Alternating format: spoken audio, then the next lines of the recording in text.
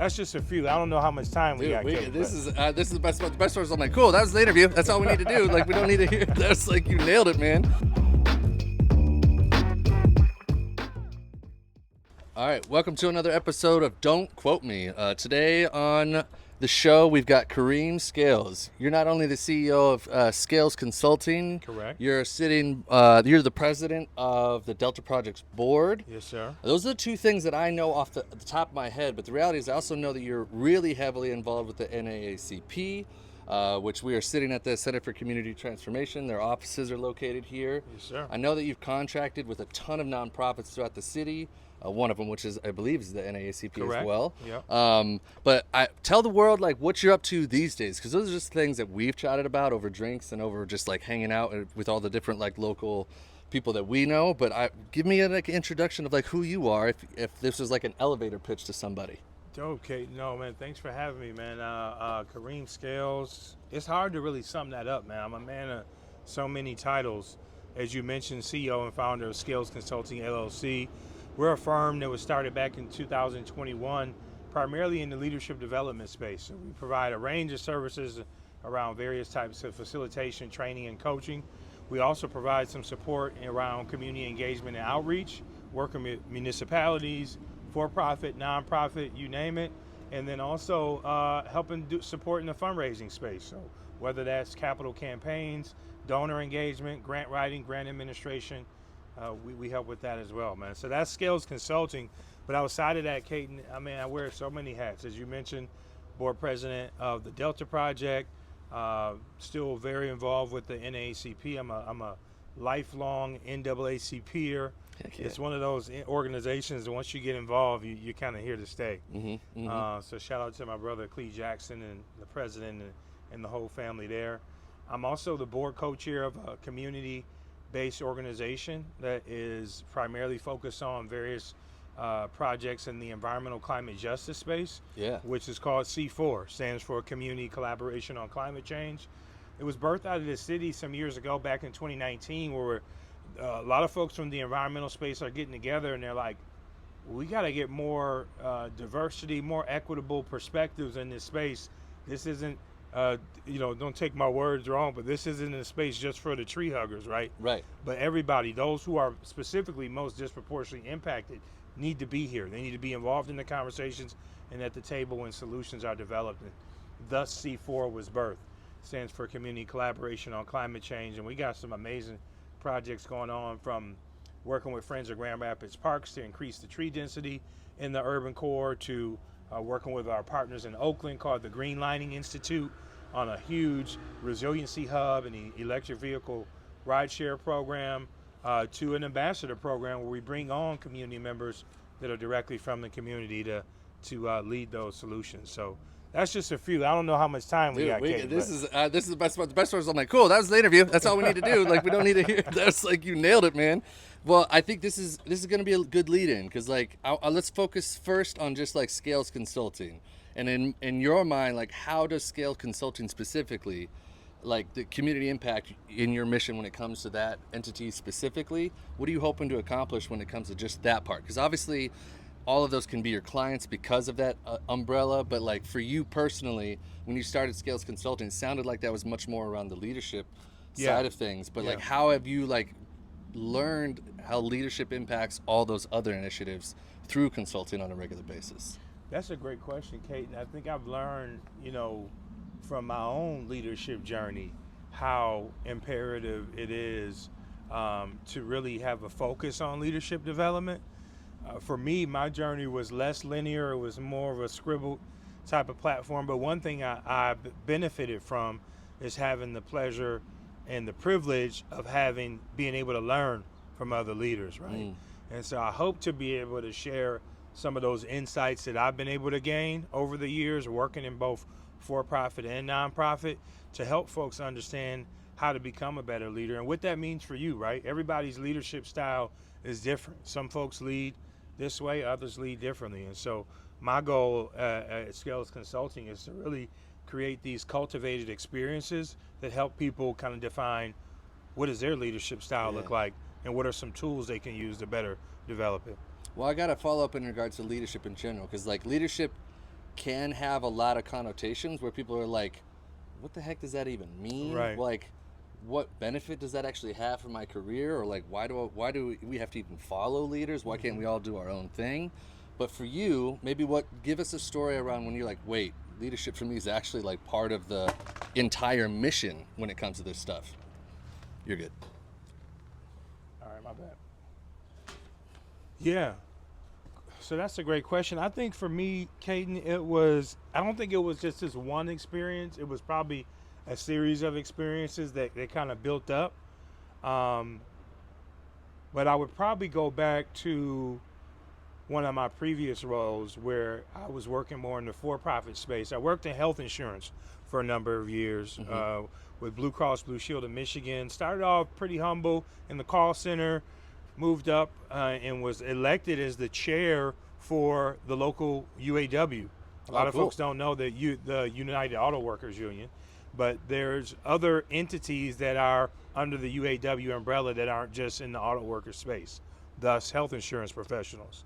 And so, again, mentors and leaders who saw something in me that I didn't quite see in myself yet, encouraged me to run for this UAW part-time chair position. Okay. And so I had to put together this whole campaign, and over a series of a couple weeks, I was elected.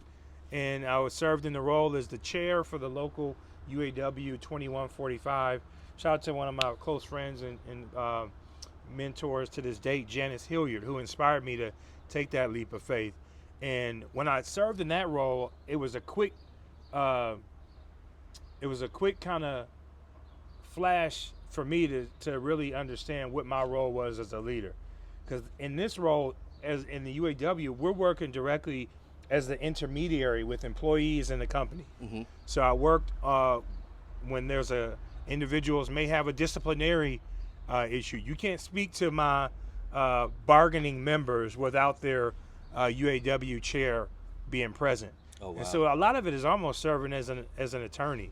And so really quick in that role, I learned about what it means to be a leader and how important it was, as I'm like really the last line of defense for folks who are sometimes at jeopardy of losing their jobs, which you know the impact that could have. Absolutely. I would also fast forward to my role at NAACP, where I served in a number of roles, but my last role as the executive director and you know, overseeing the complaint process. So working with Michigan Department of Civil Rights and receiving these complaints and actually mitigating and negotiating settlements on behalf of people who've been disproportionately impacted really helped me really understand, you know, how important my role was. I still run into people today who were, you know, had filed a complaint of some sort during my tenure there, and they tell me how important it was and how beneficial it was, my role to helping them resolve whatever their situation was. And that's still something I'm proud of today. That's awesome. Well, one of the best things that I've ever learned about leadership was by Simon Sinek. He wrote this book called Leaders Eat Last, and he went through a bunch of different examples, especially in the military, but also just like universally, where a lot of the best leaders in life are typically the ones that are elevating other people. Yes. The true leaders are typically much more leaning towards service 100%. Instead of like trying to pull people forward. And every example that you literally just gave right there was about how can you serve the people that are a part of your team or a part of the community, and not necessarily something where like, hey, check it out, look at me, because I think that's like what a lot of people, they get a little misconstrued, if you will, when it comes to that mode. Really, people that are trying to be leaders care a lot about their fellow man. The good leaders do. Yes, there we go. The good leaders do. I think to your point, you make a good point, because I think the other side of that is a lot of leaders lead that way. And leadership doesn't just mean a title, right? Mm-hmm. It means the way you live your life, and that's where that service component comes in. I had to learn myself, that chasing money isn't necessarily the route to take. Once you do something you're passionate about and that you're good at, then money and finances will come find you. And so, I know that sounds stereotypical for folks who are just looking to survive, but I encourage everybody to find where you're good at, and I'm sure the finances will follow. Absolutely. Yeah, 100%. Well, I couldn't agree more. Well, I think that leads really well into this next one, especially you've got a lot of experience in the for-profit space, but also in the nonprofit space. We work together a lot in the nonprofit space currently, but I much like leadership misconceptions. What are some of the misconceptions you've encountered when it comes to nonprofit work specifically that you've had to like either fight against and or just like help people understand a broader picture about? Yeah, that's a great question, Kate. And I think the first thing that comes to mind is like, you know, we live in a very credential-based society, right? Where folks often want to see you that you have the credentials. Now, I do know the importance of having the technical knowledge and skill set to whatever it is you're working in. But that doesn't necessarily always mean that you got to have a 4-year undergrad from some prestigious university. I think education and knowledge can come from a number of different ways, but I've experienced that firsthand. My degree is in business administration. A big part of my career prior to getting in nonprofit was more in sales, tech, insurance space. And so now I'm in the space of nonprofit, and folks are like, where's your degree in this? Like, where are your on paper credentials to do this work? You're like, I've already been an executive director. What are you talking about? Exactly, right? And I think one thing that I bring to the table that you can't necessarily teach is that lived experience. Right? And so that's one of the big things that I ran into a lot, not just in this space, but in other spaces as well. I think there's a lot of misconceptions, man. As a young black man, there's a lot of misconceptions that come with that, where folks maybe think you are underqualified or a little bit too far on the edge of what most folks perceive young black men are into. Even sometimes the way that I dress, man. Like even right now, I'm comfortable. I'm kicking it with my boy right now, so it's all good. But sometimes when folks see me dressed this way versus Kareem in a suit, like if you've met me in a suit and see me like this, they won't even feel comfortable to like speak to me because they're like, I think that's the guy. Yeah, but I'm not sure. Last time I saw him, he was in a suit. Yeah.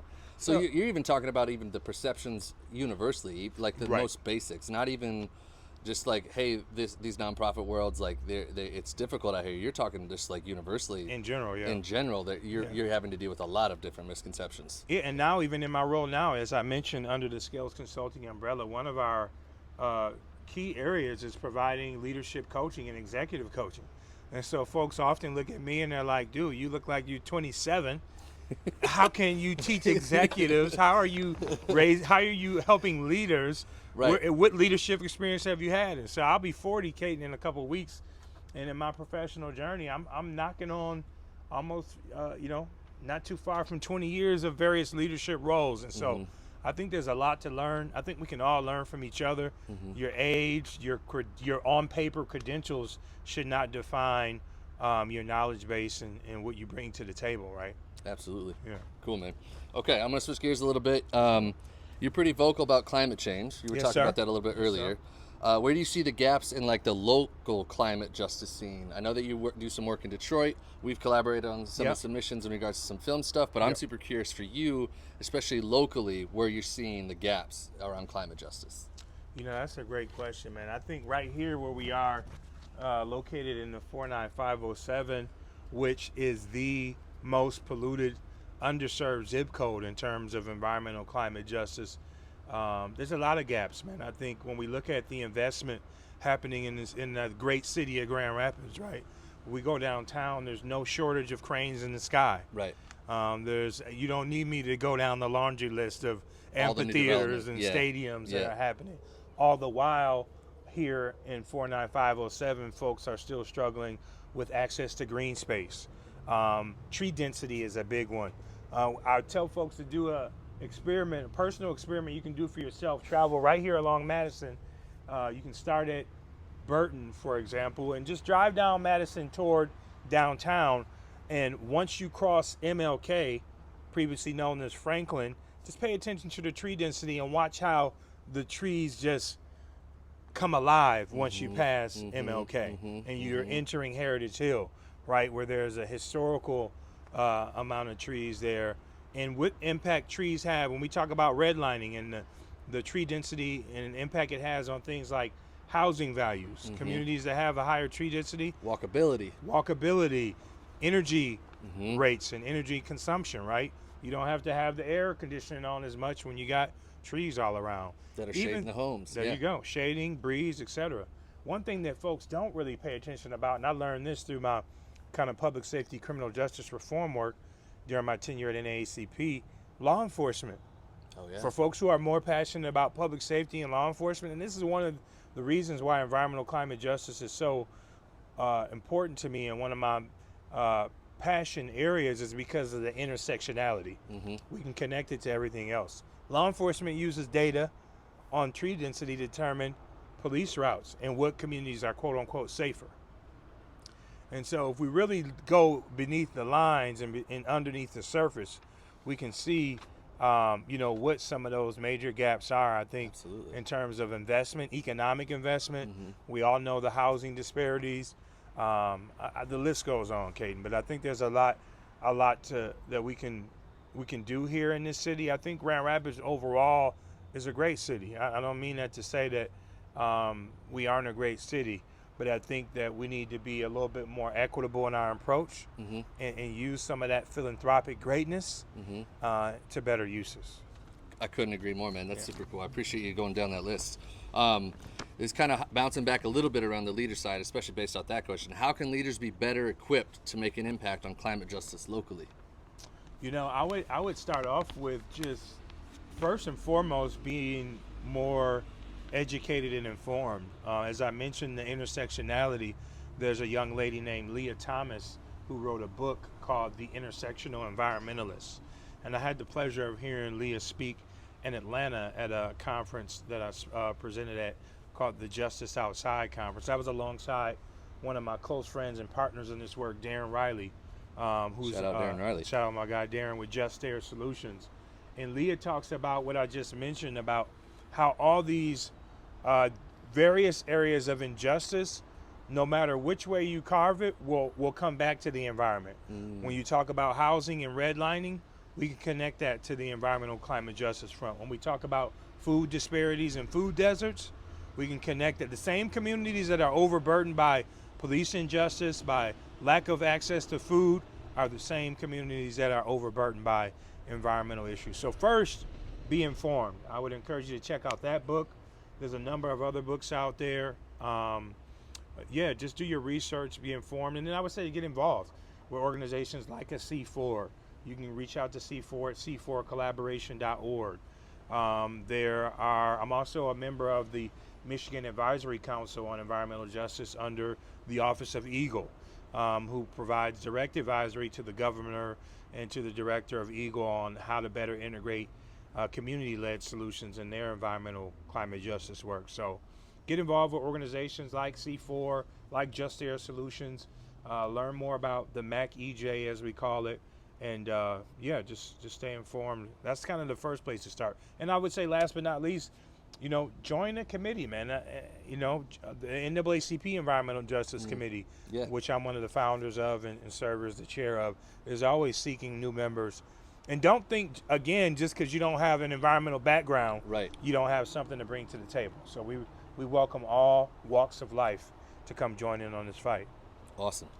Okay, so with all this, because obviously climate change, there's obviously a lot going on in the world when it comes to AI as well. And I know that you're a big proponent of AI in general. Yes. So I'm super curious for you, do you believe AI has a place in climate justice conversation? Like, how do you navigate those waters? Because obviously there's a lot of information swirling on the internet when it comes to like usage of AI and like how much it consumes water. There's also like studies going on like that's not as high as people are reporting, but also like I am not an expert in this space whatsoever, but I'm super curious for you though, how you navigate the waters of like using AI within climate justice itself. That's a great question, Caden. I'm still figuring that out. Yeah. I think for me, my journey with AI was one of whether you want to or not, it is here, and those who adapt the tools and resources will be those who survive the AI era. And so I've always kind of been one to kind of see the trends and the curves before they happen. And so that's really, my reasoning for really, becoming an AI growth strategist. I just got my certification in AI prompt engineering from Grand Valley State University, and am now training and coaching folks on how to integrate these tools in their everyday work and lives, etc. But as far as the merge between AI and environment, that's a tough question, Caden, and I still struggle with that myself. When you talk about the use of energy, it's a major concern, especially for environmentalists and folks in this space.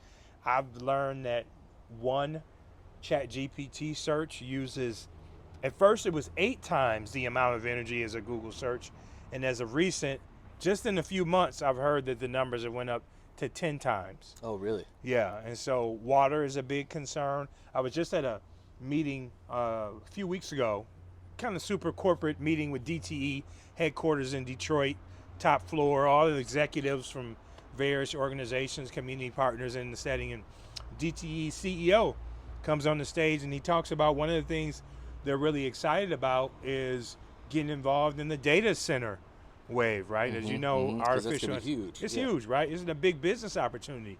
And he says that for some reason, all of these companies, these data center companies are really attracted to Michigan because of our climate.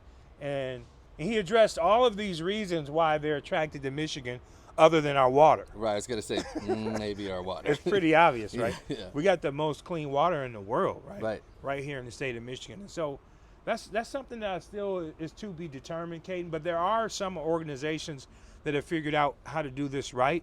I learned about the first sustainable data center that was launched. There's an article on a platform called Backblaze Okay. that speaks to this, and they've been able to identify a practice to develop a data center in a sustainable way, right? Okay. Where they're not utilizing as much water, they're not poisoning the air, etc. So I think, Caden, to your question, there's a way to do everything right. Right. I think it's still too new, and it probably a lot of times doing the right thing means coughing up a few more bucks. It may be a little bit more expensive, but it'll save us money in the long run. But I think we got to shift from, we have to help folks understand the mindset of doing things right to doing the right things. I forget who made that, who initiated that quote, but that's something that I utilize often in my leadership trainings as well. It's like, Well, I've heard a lot of really wonderful quotes, especially around the local tribes in Michigan. They're typically looking to invest in things that are 7 generations long. And that's something that when I think about AI, because it is here, and like obviously there's a mad dash universally, the amount of funding that's going into this space, the amount of startup money that is going into this space is astronomical. It's crazy, man. It's like it's so much money. However, the only thing that I would have to offer is literally like, are we actually looking for the future generations? Or are we only looking for the next quarter of profits? And that to me is like, if you're not on the other side of that, it goes back to those quotes about planting trees for future generations. Right. That to me is like the right move and what we should be thinking about right now. But we all very much struggle with well, I'd like my dollar right now. Oh, for sure. And I think you would agree, Kate, that whatever technology is available to us as consumers, the powers that be, they probably are 7 times at least ahead. And so I'm hoping that some of those folks are thinking that forward in terms of how can we, make sure that these tools are not only supporting those of us now, but for the generations ahead. Absolutely. Okay. Let's get specific now. How has AI impacted your work? Like, what is something that for you that you've been like, wow, I didn't realize that this could be this helpful, or like give us some anecdotes around that. Man, it's been a game changer. Man, I can't even remember what life was like before AI. Although it's been, see, that's a little scary, right? Yeah. But that was just about 3 years ago when I first began my journey. I think that was right after ChatGPT, the beta kind of stage. And so, I mean, Kate and I use it every day, all day, literally. I think what folks have to understand, though, because that can scare and concern some folks, AI isn't here to replace you, but it's here to, it should be a tool that can just help enhance what you already do. Yeah. So AI itself is just like any other piece of technology. It's the human interaction that goes along with the tool, and that's where the spectacular greatness happens. And so I use it, I started off like most people just using it as an administrative partner, writing emails and kind of text documents, and then that transition, especially after I got my certification, and really understanding the science of prompting, right? The results that you get out of AI are only going to be as good as the prompt that you give it. And so once you really understand the science of prompting, just a few examples, one of the first things you should do whenever you're utilizing an LLM, like that's what they call these long language models, ChatGPT being one of them, the first thing you should do anytime you're using these tools is assign it a role. And so if you are a chef, then you need to tell ChatGPT you're an expert chef. The next thing you should do is give it some context, right? So whether that's uploading a document or a file that has the context to the topic that you're speaking to, you need to give it the context. And then last but not least, you need to tell it who your audience is. And so those are some of the things that I do in terms of my training and coaching. But I mean, for me, everything from helping develop slide decks to still on the administrative side to using it as an analytical thought partner. One of the best things you can do with ChatGPT or any of the LLMs is ask it to ask you questions. Okay. And I think some people haven't gotten that far yet, right? If you wanted to develop a certain proposal or a program initiative for you, ask it to ask you the questions it needs to provide you with the solution. So, I mean, I couldn't even say, I literally use it for everything. But I think one of the biggest takeaways I'd like to leave you all with is the shifting from using it just as an administrative assistant to using it as an analytical thought partner. I know some of the folks, like in my class, my instructor says, every day he wakes up and he just talks to it. Oh, really? Right? Because one of the main things you need to do is you need to train it to learn your language, to learn what you do and who you are. One of the homework assignments during the class, it was a 5-week course, and one of our homework assignments after, I think it was our second live session, he says, now after everybody leaves here today, I want you to go for a walk and just get to know your ChatGPT. That is crazy.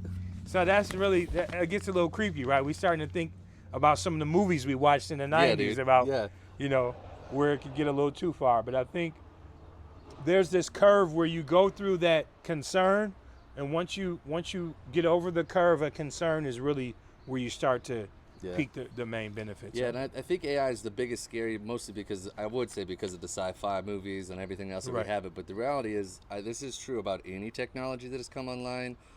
I mean, literally from the printing press to typewriters to the internet to TV, every single new technology, everybody feared and everybody hated, and it was going to be a world ender. I do believe humans can survive this one. I hope, anyways. Okay, I'm going to pivot away from AI, but I do want to know a little bit about your village, and I want the audience to know about your village. So, how has your work been impacted by people close to you? Who are the people in your village that you want to shout out that have helped you get to where you're at? I just want people to know about your village. That's dope, man. No, I'm glad you brought that up because that's so important to me. I think I mentioned earlier in our conversation that really the Kareem you see today, I don't think would have shaped out this way without the village, right? I've had so many people to pour into me and see things of me that I didn't even see of myself, and I'd have to go back to the beginning of time and recognize my mother. My mom, Janice Scales, and what an amazing woman. She raised myself and my 3 older sisters, single parent household, humble beginnings. But one thing mom always taught me was that, there's really no limit to what you can achieve, right? And that you are naturally born in greatness, but it's up to you to explore what that looks like. And she gave me the creative control to bump my head a few times and figure out where life would land me. So gotta recognize mom, just still close friend. I talk to my mom probably every day, and just super supportive of whatever I'm doing. The things that I tell to other people, and they may say, Kareem, that's a little crazy, or that's a little far-fetched. Mom is always go for it. Really? That's awesome. So I gotta appreciate that. And I'll share something else with you. When you talk about the village, and my role as a father now, reflecting back on some of the investments my mom made early on, was in the 90s we grew up and we always had a computer in the home.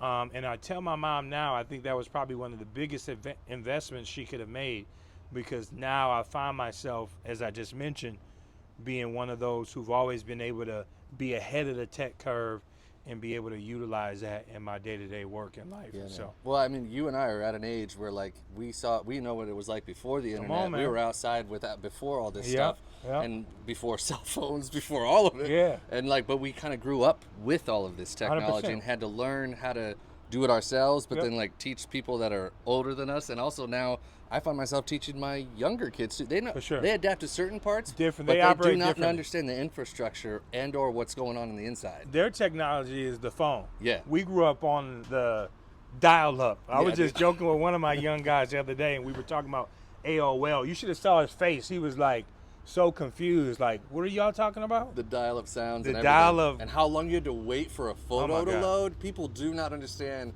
how much patience we used to have. That was crazy. You talk about being outside. We grew up in the era where you had to just walk around the neighborhood, and this is how we knew where all our friends was at. Whatever house had all the bikes laid on the ground Right. outside, that's where the crew was at, you know? Yeah, dude. And if they weren't out in someone's house, it was like, what's the closest park? Exactly. Yes. Everybody's at the park. Yeah, Yep. you knew where to find folks at. But to talk about the village, man, I think I would recognize my family. Gotta recognize the fam as well. I'm a father of 5. I got a beautiful partner who's been supportive of me throughout my whole journey, who allows me to do the things that I do, and 5 children. Got 2 older boys and 3 young, beautiful ladies who challenge and push me to be the man that I am today. What's the age gap? Man, we got a pretty wide gap. I got an incoming 9th grader, Okay. my oldest son, and then we had a little bit of space. So the first 3 are about 2 years apart, Okay. and then we had about a 5-year gap, and now I'm back in baby mode. Oh, Katie. dude. So Yeah, we you're- got you're in a it. 4-year-old and a 1.5, man. 2 beautiful baby girls, man. So they are definitely key players to the village. My sisters, who I mentioned, have always been, some of my most amazing support system. I remember when I first enrolled at GRCC, I didn't even know, that wasn't even a plan of mine. My sisters just hit me up one day and they're like, we have filled out your GRCC application. They filled it out for you? They filled it out for Dude, me. that's bro. a pretty dope move Financial from a aid. sister. I was going to school in September. Yep. That's really cool. But I think about my mentors as well. I think I mentioned a good friend of mine and mentor, President Clee Jackson, here in this building at the NAACP chapter of the Greater Grand Rapids. Man, it's hard to start naming folks because you don't want to leave anybody out, right? But there's so many folks, man, that are a part of my village. Some of my business partners outside of my work in the consultancy space. I'm an entrepreneur and have some other endeavors. So all my business partners, yeah, man, it's hard. I don't want to leave nobody out. Y'all know who you are. That's good. Yeah, I love you all. Sweet. All right. I want to hop back to the leadership one real quick. And Yeah. this one is like much more in the vein of like, what is one leadership lesson that you wish you would have learned earlier? One leadership lesson I wish I would have learned earlier. I think we kind of touched on it. You briefly touched on it before, Kate, and I think one of the leadership lessons that I wish I would have learned earlier is that true leaders aren't defined by their own successes, but how many leaders come up under you, right? And that true leadership thrives and lives in the space of service and helping others become their best selves. I think, like most of us, when I first started my leadership journey, it was probably a little bit selfish, a little me, too many eyes. And I've always been confident and gifted and driven into reaching my own personal goals. But as I've continued to grow as a leader, I get the most assurity and the most just kind of benefit from seeing others thrive. As an educator, when I'm training folks or when I'm coaching people and I see how our work has impacted them and helped them grow, that's been the most rewarding. And so if I were to say anything, first thing that comes to mind is understanding that true leadership comes from building those who come up under your umbrella. That's awesome, man. I was just joking about, or not joking, but I was talking with some other folks just real quick, Caden, as we were talking about Forbes just last week released the 2025 billionaires list. I don't know if I'm the only person who follows that, not only because I aspire to be wealthy one day, but also because I think those lists give a good insight into where the markets are going, right? As you talk about AI, there was a whole lot, several new AI billionaires on that list. Yeah. But we were talking about Jay-Z, right? Sean Carter and Jay-Z now has grown on the list. I think Jay is like, I think he was number 8, right behind Oprah. Oh, wow. I remember Jay-Z used to rap in his records about being as rich as Oprah. Now he's following Oprah on the billionaires list, and will probably surpass her in the next couple of years. But we were talking about, to the point around creating other leaders, right? And we talked about others on the list. Now when you look at Jay-Z, Rihanna's on the list. And Kanye West, Ye at once was on the list. Even his wife Beyonce. So now when you look at Jay-Z's legacy, it's not just about himself, but look at all these other folks who he's helped uplift, and not just from a wealth lens, but I think that speaks to leadership as well. Awesome. Okay. I'm going to do rapid fire questions, but then we're going to do what we do like pretty much every time. I know you've seen some of these, but there's like a soapbox moment that comes online. Let's go, man. But the first one, these are like the rapid fire. So like favorite book currently. Oh, that's dope, man. Favorite book currently. So I do a lot of audio books, man. That's hard for me to like sit down and read. I do read some books too, though. My favorite book currently. Because if I said in general, that's going to be that's going to be real Oh, hard. yeah, But that's something crazy. that's piquing your interest, that's sparking right now. Are you looking at the audiobooks? I'm about to pull it up for you right now. Deion Sanders, Elevate and Dominate. Okay. That's a pretty good one. Shout out to Prime, man. I'm a big fan of Coach Prime. and his leadership theory. He's also like talk a about boss. a good dad. Amazing guy, man. Yeah. Yeah, transition from being one of the best athletes and now, top coach, son in the pretty NFL. Yeah, great dude. Favorite restaurant? Locally? Yeah. And in general. I do want to know Grand Rapids, but also like All if you're right. traveling, what's the one you're going to? Oh, man. Favorite restaurant abroad, or not even abroad, I would say nationally, Washington, D.C., there's a seafood / steakhouse called True Lux. True Lux. True Lux, top tier experience. Bring the pocketbook with you. You're going to leave a couple dollars there.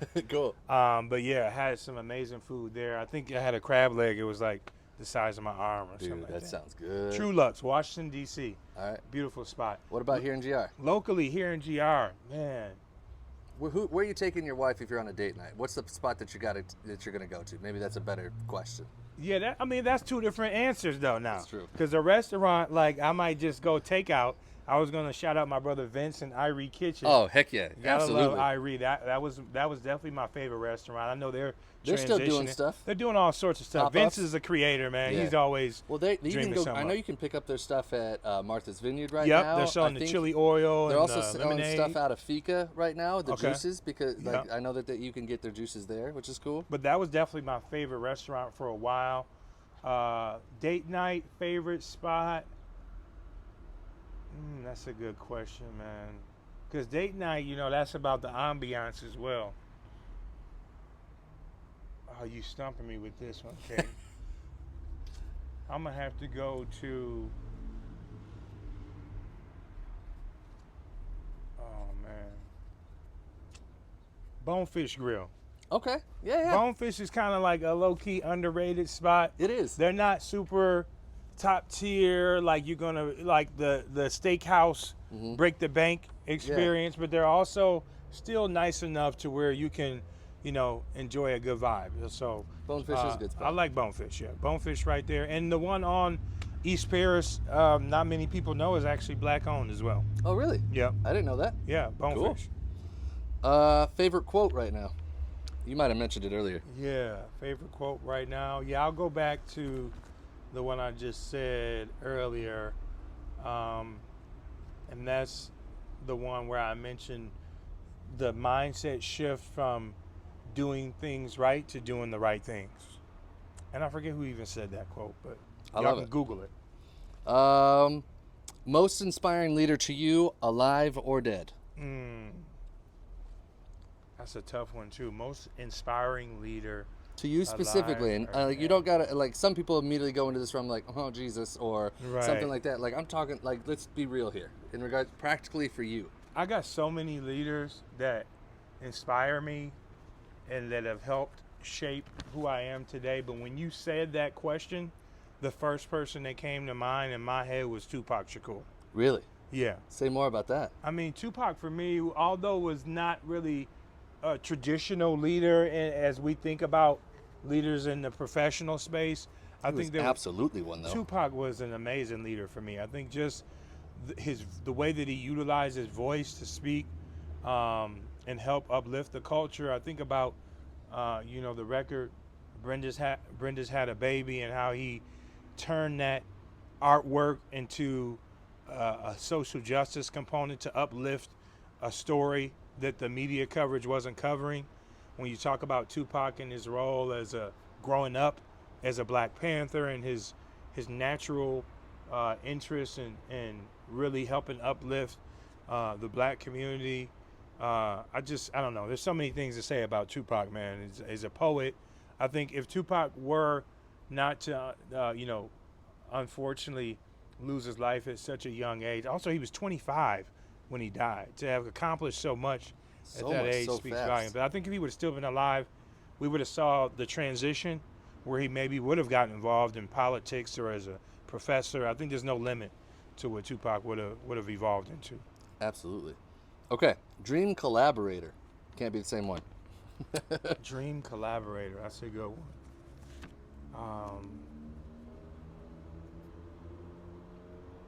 There's a lot of folks who I'd like to collaborate with. With me being passionate about developing other leaders, I think one of my dream collaborators, I would have to say,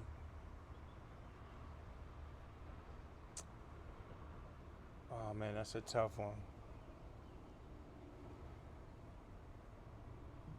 I think I'm gonna go with maybe Robert Kiyosaki. Okay. Yeah. Why? Just the rich dad, poor dad philosophies have helped inform a lot of my work. And I think that he and I can do some cool stuff together. Cool. Yeah. Very cool. All right. One local organization everyone should know about. Yeah, one local organization everybody should know about. There's more than one. There's a million, but one that I'm really excited about. No pun intended. Scales Consulting LLC, man. you gotta learn more about our work. Excited to grow my team. We got a small team of folks that are doing amazing work that cover all areas of hospitality leadership to content creation to civic engagement. And so check us out, man. ScalesConsultingLLC.com. Cool. All right. Favorite song right now? Favorite song right now? Oh man, that's a good one. And my musical interest covers a lot of different genres. Favorite song right now? I know Drake just dropped a new record, but I wouldn't say that's my favorite song right now. I was gonna say you're gonna catch some hate from me if you start talking about Drake in your favorite realms. Oh man. I gotta go look now. I'm gonna say big fan of Larry June. Larry June. Yeah, Larry June is fire. When you talk about, and one thing I really like about Larry June is he has shifted the mindset from what a traditional rapper should look, sound, and talk like, to this whole world of positivity and healthy living. I mean, he's a cyclist. Really? When have you ever heard a rapper that's say he's a cyclist? Right? That might be my first time. Yeah, so shout out to Larry June, man. And there's a record right now he just dropped called "You Feel Me" with Cardo Wings, and none other than the legendary E40. Okay. You feel me? I do. So this one is like, we try to give every guest a soapbox moment. And what I mean by that is like, where if you could address everybody that's listening directly and they actually like listen to the whole thing. So if you had the attention of every policymaker, leader, and changemaker in the state or the country, what message would you give them right now? That's a good one too. So you could think on this one, but I want you to think about it because like this is like your moment, and you can feel free to look into that camera or that camera because you're talking directly to them because we want them to see this. Yeah, I think I'll jump right in, Kate. I think for me, I'm going to start off with a phrase that we've all heard before, and it's put your money where your mouth is. And I think another to add on to that, it's not rocket science. The solutions have been and are very clear to us, and it just requires intentionality and investment. We look at what's happening. There was just an article put out just a few days ago about this young, innovative mayor out of Baltimore, right, who has became the mayor of an amazing city and shifted the economic investment to areas around workforce development and activating green space and the things that we've been talking about and we all know about for years. And it's had, I want to say, almost a 50-60% decrease in violence. I was going to say they have the least amount of murders in Baltimore in Baltimore history. In Baltimore history, right? And Baltimore was for years, if not number one, at the top of the list. So I think the solutions are clear. Let's not let politics get in the way of what we know is right and quote unquote again doing the right things. And so let's not make it overcomplicated. And I'll go to add to it as far as to say, let's put the resources directly in the hands of folks who've been doing the work, right? I think there's often a lot of gatekeeping that happens where we want to have those who are quote unquote on paper prepared to fiduciate and oversee the finances, but we got to put the money right directly in the folks who have the solutions, who have the trusted relationships, and give them room to grow and learn. And so that's what I would say. Hell yeah, man! I love that you were like that was like ready. It's like from the hip. You I didn't were ready want for to overthink it, man. No, I think that's perfect. Yeah. Okay. Now I normally give a guest this opportunity too. Is there anything that you were hoping to talk about that we didn't cover, and/or are there any questions that you have for me? Because I obviously been firing questions at you the whole time. I don't want you to think like I'm not an open book either. So. No, this is dope, man. I just want to say thank you for the opportunity, man. I think we covered a lot, and I would love to continue the conversation. I don't know if you've brought anybody back twice, but once you full circle, it'll be good to kind of hear where things have grown. But yeah, for you, Caden, I would just ask you, man, like, what's your passion for this platform, man, and why did you create this platform, and what do you get out of this as as the creator of this platform? What's your why? Yeah, I think I'm putting my money where my mouth is. There you go. Practicing what I'm preaching. So like I believe like any business, whether it's nonprofit, for profit, whatever, B Corp, whatever it is, you can't do anything without somebody's attention. For sure. And I want to create content and create a platform around people and create content for people and about people. Like, I really love people. So like for me, this whole opportunity was really just a driver of like, hey, I'm just going to practice what I advise clients to all the time, because they're always like, they try to make these things super complicated. I'm like, if marketing at the end of the day is nothing more than the finding and keeping of customers, in order to find customers, if you're in the marketing space, you got to get their attention.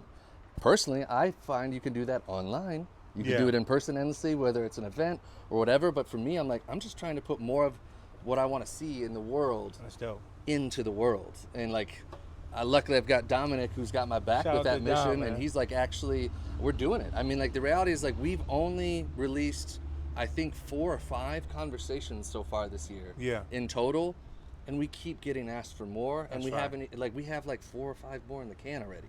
And like, for me, it's creating this momentum and excitement for my city, but also beyond. Like, it's created, like, I just did an interview with my brother in Berlin, who's like a world-class trampoline artist. And Berlin is crazy. Yeah, and Berlin's nuts, and it was beautiful. I also, my buddy Brendan, he used to live here in town. You were just in Berlin. Yeah. So like, and then my buddy Brendan, who lives in Wales, flew over and met me there, and we did an interview too over there. Right. So like, for me, this is just like an opportunity to not only make something that I love, but also invite everybody into that process too. And again, practice what I preach. That's dope, man. No, I appreciate that, man. I think that's really cool what you're creating here, man. And I'm excited to be a part of this platform, man. You've already, from what I've seen, interviewed some amazing folks, and so for me to have the opportunity to be a part of this, I know you're going to do great things, man, and I'm just honored to be one of many.